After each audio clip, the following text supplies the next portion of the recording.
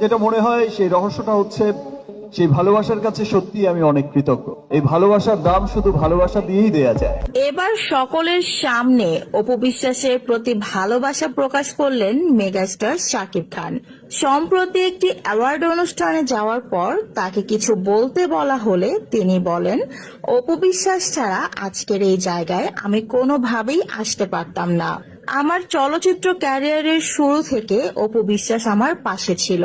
অপু বিশ্বাস আর আমি জুটি হিসেবে অনেকগুলো ছবি করেছি, যতগুলো ছবি এখন পর্যন্ত হয়তো কোনো সিনেমা ইন্ডাস্ট্রিতে কোনো নায়ক নায়িকা একসাথে করেনি। আমাদের মাঝে অনেক ভালো কেমিস্ট্রি ছিল, সেজন্যই আমরা এতগুলো ছবি দর্শককে উপহার দিতে পেরেছি। সেই সাথে অপু বিশ্বাস আমার স্ত্রীও ছিলেন, আমার সন্তানের মা, যাকে আমি প্রচন্ড পরিমাণে ভালোবাসি এবং সম্মান করি।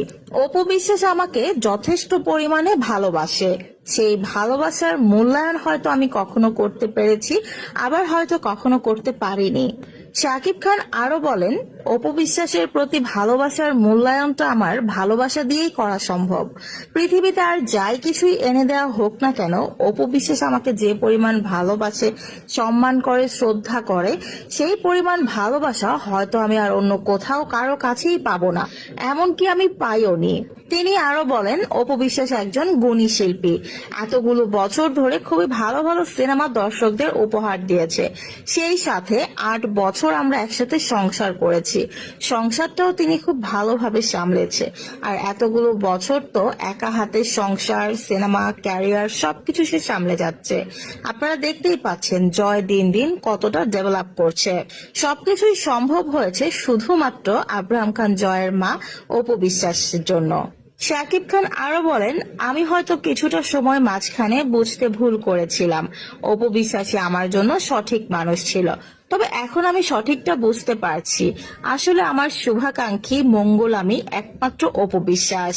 আমি আল্লাহর কাছে প্রার্থনা করব অপু বিশ্বাস যেন বাকিটা জীবন আমার সাথেই কাটিয়ে দেয়, আল্লাহ যেন সেই ব্যবস্থাই করে দেয়।